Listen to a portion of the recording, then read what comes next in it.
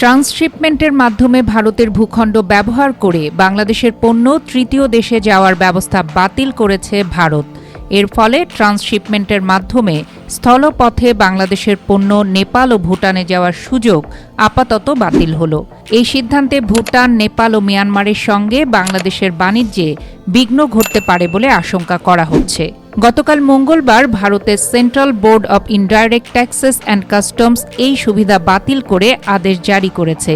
এর পাশাপাশি 2020 সালের 29 জুন দেওয়া এ সংক্রান্ত আদেশ বাতিল করা হয়। ভারতের central board of indirect taxes and customs website সূত্রে এ তথ্য জানা গেছে। ওই আদেশে বলা হয়েছে, 2020 সালের ওই আদেশ অনুসারে ভারতের central board of indirect taxes and customs Bangladesh থেকে তৃতীয় কোনো দেশে পণ্য রপ্তানিতে ট্রান্সশিপমেন্টের মাধ্যমে ভারতের একটি শুল্ক স্টেশন ব্যবহার করে অন্য কোনো বন্দর বা বিমানবন্দর ব্যবহার করার সুযোগ দিয়েছে। এখন central board of indirect taxes and customs এই সুবিধা বাতিল করল। এ আদেশে আরও বলা হয়েছে, যেসব পণ্য বোঝাই যানবাহন ইতিমধ্যে ভারতের ভূখণ্ডে আছে সেগুলো দ্রুত ভারতের ভূখণ্ড ত্যাগ করার সুযোগ পাবে। বর্তমানে স্থলপথে বাংলাদেশ থেকে ভারতের ভূখণ্ড ব্যবহার করে নেপাল ও ভুটানে পণ্য যায়। এখানে ট্রান্সশিপমেন্ট হল বাংলাদেশের পণ্য নেপাল ও ভুটানে রপ্তানির সময় ভারতের ভূখণ্ড পাড়ি দিতে হয়। বাংলাদেশ সীমান্ত থেকে ভারতের ভূখণ্ড দিয়ে নেপাল ও ভুটান সীমান্ত পর্যন্ত পণ্যের যানবাহন পরিবর্তন করা হয়। এটি ট্রান্সশিপমেন্ট। ভারত এখন এই সুবিধাই বাতিল করল। বিশ্ব বাণিজ্যে পোশাক খাতে ভারতের অন্যতম বড় প্রতিদ্বন্দ্বী বাংলাদেশ। ভারতীয় রপ্তানিকারকদের সংগঠন ফেডারেশন অব ইন্ডিয়ান এক্সপোর্ট অর্গানাইজেশনসের FIEO মহাপরিচালক অজয় সাহাই বলেছেন, এই সিদ্ধান্তের ফলে এখন আমাদের কার্গো পরিবহনে অতিরিক্ত সক্ষমতা থাকবে। অতীতে রপ্তানিকারকরা বাংলাদেশকে ট্রান্সশিপমেন্ট সুবিধা দেওয়ার কারণে বন্দর ও বিমানবন্দরে স্থান কম পাওয়া যেত। ওদিকে বিশ্লেষকদের মতে বাংলাদেশকে এখন দীর্ঘ, ব্যয়বহুল ও অনিশ্চিত পরিবহন ব্যবস্থার মুখে পড়তে হবে। গত 2 দশক ধরে ভারত একতরফাভাবে বাংলাদেশের পণ্যের উপর শূন্য শুল্ক সুবিধা দিয়ে আসছে।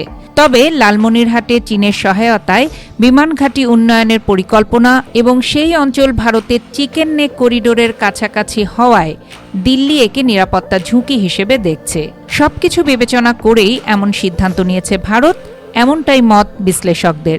উল্লেখ্য, ভারতের উত্তর পূর্বাঞ্চলীয় 8টি রাজ্য আসাম, অরুণাচল প্রদেশ, মণিপুর, মেঘালয়, নাগাল্যান্ড, মিজোরাম, ত্রিপুরা ও সিকিমের সঙ্গে বাংলাদেশের 1596 কিলোমিটার সীমান্ত রয়েছে। এসব রাজ্য ভারতের মূল ভূখণ্ডের সঙ্গে যুক্ত মাত্র 22 কিলোমিটার প্রশস্ত চিকেন নেক করিডোরের মাধ্যমে। নতুন সিদ্ধান্তের ফলে নেপাল ও ভুটানের মতো স্থলবেষ্টিত দেশগুলোর জন্য বাংলাদেশ হয়ে আন্তর্জাতিক বাণিজ্যে বাধা সৃষ্টির শঙ্কা রয়েছে। পূর্ববর্তী প্রক্রিয়ায় ট্রানজিটের সময় এবং ব্যয় হ্রাস করার লক্ষ্যে ভারতের ভেতর দিয়ে একটি বাধাহীন রুটের প্রস্তাব দেওয়া হয়েছিল। এখন এই সুবিধা বাতিল হওয়ায় বাংলাদেশি রপ্তানিকারকরা লজিস্টিক বিলম্ব, উচ্চ ব্যয় এবং অনিশ্চয়তার মুখোমুখি হতে পারেন। এছাড়া নেপাল এবং ভুটান উভয় দেশই স্থলবেষ্টিত। বাংলাদেশের সুবিধা বাতিল করায় এই দুটি দেশ উদ্বেগ প্রকাশ করতে পারে। বিশেষ করে এই পদক্ষেপের ফলে বাংলাদেশের সঙ্গে তাদের বাণিজ্য বাধাগ্রস্ত হবে। বিশ্ব বাণিজ্য সংস্থার WTO বিধি অনুযায়ী স্থলবেষ্টিত দেশগুলোর এবং সেসব দেশ থেকে অন্য দেশে পণ্যের অবাধ পরিবহনের অনুমতি দেওয়ার বাধ্যবাধকতা রয়েছে সংস্থাটির সকল সদস্যের। এর অর্থ এই জাতীয় ট্রানজিট অবশ্যই বাধাহীন হতে হবে এবং এসব পণ্য অপ্রয়োজনীয় বিলম্ব ও ট্রানজিট শুল্ক মুক্তও থাকবে। ভারত এবং বাংলাদেশ উভয়ই জেনেভা ভিত্তিক সংস্থাটির সদস্য।